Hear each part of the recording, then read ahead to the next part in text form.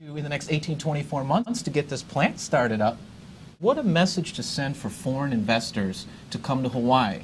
Or let's bring it home here right now. I mean, a lot of people are like, well, you know, that seems like a small thing. It seems like a little thing. Well, there's an accumulation. This is how it's always done, of small things, of little things. How many of us have kids who are going to graduate from high school, leave the island, go to school, and never come back?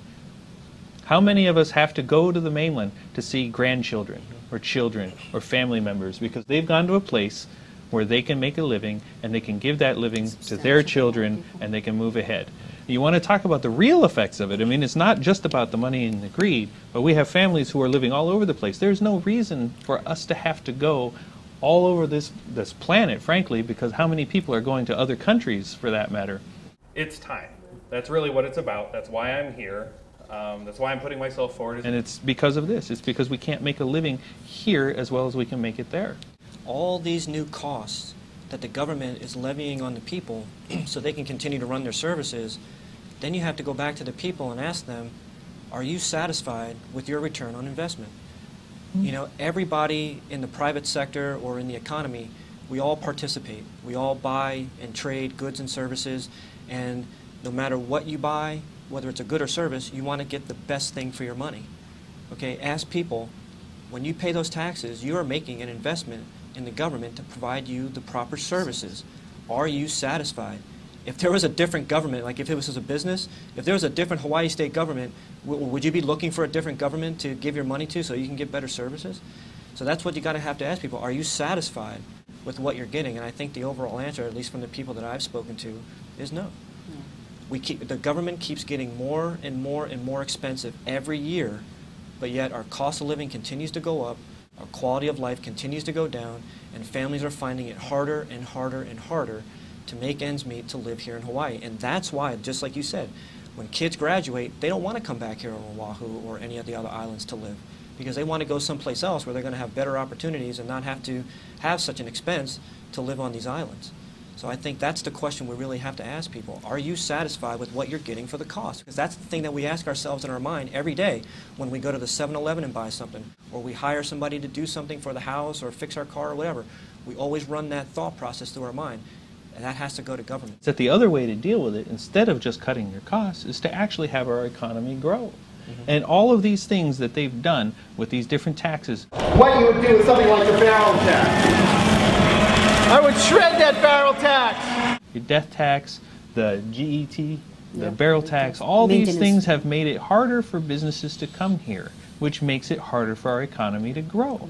So instead of finding other people with money and motivation to come here and help our island grow, instead what we do is take more money away from the people who are already living here, who are already working 2 jobs and not seeing their kids, and we're going to go take more money from them so we can continue to not repair our sewers, so we can continue to not finish the roads out to West Oahu that we need to take care of. There was an argument on the House floor, and I watched a debate between Rep.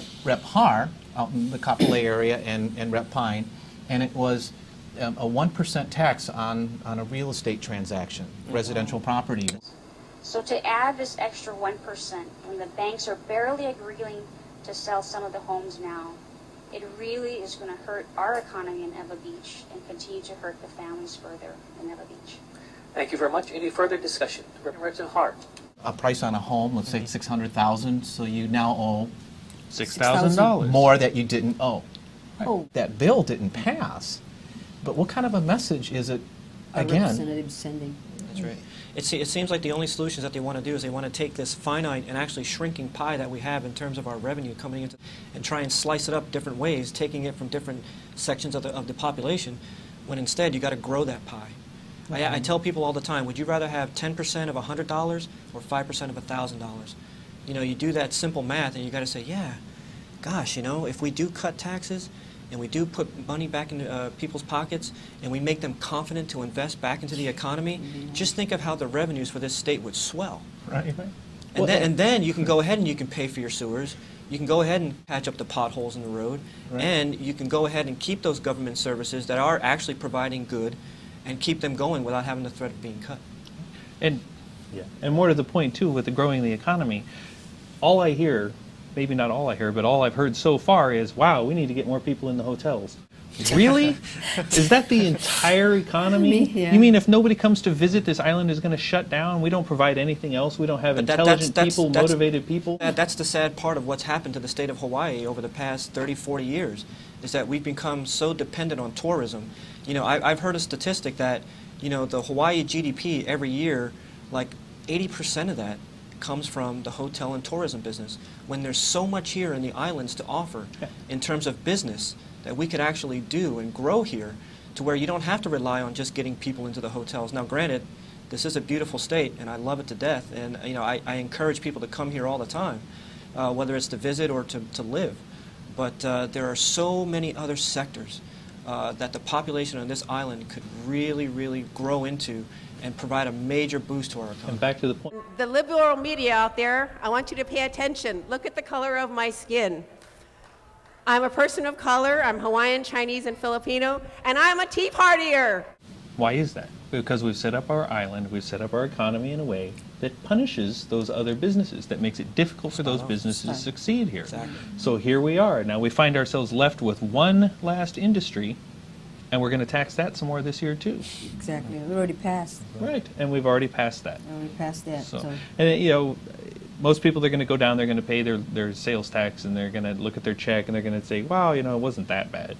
I got most of my money, and I managed to spend most of it at the grocery store. And they're not going to realize, again, this is why I'm here, all of us are here, I'm sure, is because we do realize, we do see it, we do understand how much money they've lost out of that.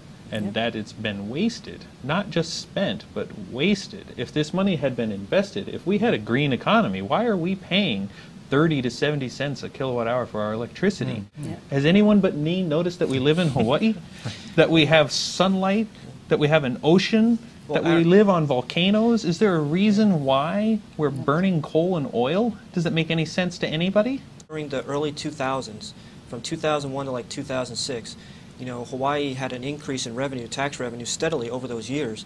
78 cents out of every dollar of those increased tax revenues over those years went to pay government labor costs.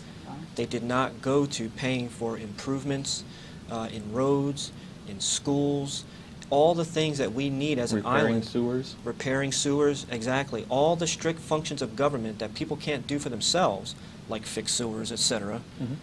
78 cents on every dollar went to paying government labor costs. Wow. And now we find ourselves still committed to making those costs. Exactly. Only now we don't have the money. And it's not because we never had the money, it's because when we had it, we wasted it.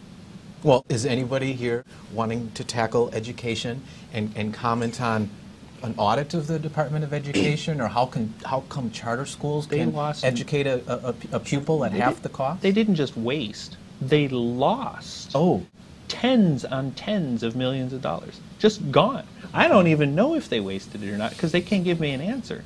And now we're not going to have an audit. We're not going to have someone look at the books and try to figure out where $90 million just disappeared to. Does that make any sense? Does that make any sense? How much money did we take out of the hurricane fund? We're going to risk that? But this is it, guys.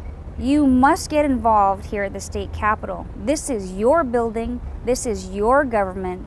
Don't let the special interests take over government anymore. Enough is enough, don't you think? Frame the context. If we're going to talk about education here in Hawaii, let me just frame the mindset when it comes to the education here in the island. I had the privilege of attending a candidate academy here on the islands, hosted very graciously by Francis and Carolyn Oda. And one of the lecture series that we had Pat Hamamoto, former superintendent of schools, come and discuss education with us. And she gave her lecture, and at the end was question and answer period. And she got some very tough questions, and one of the questions I asked, and I said, Pat, you know, you have a $2.7 billion budget. I said, you know, we have these metrics that we're tracking, and Hawaii is doing very, very poorly. I said, how much do you need? Do you need $3 billion? Do you need $4 billion? How much is it going to take to get this Department of Education on track and do justice for our children and for those children's parents who send their kids to your schools? And her reply to me was, no matter what you give us, it'll never be enough. Wow. No matter what you give us, it'll never be enough. And that is the type of thinking that is pervasive in our state government today and in the Department of Education.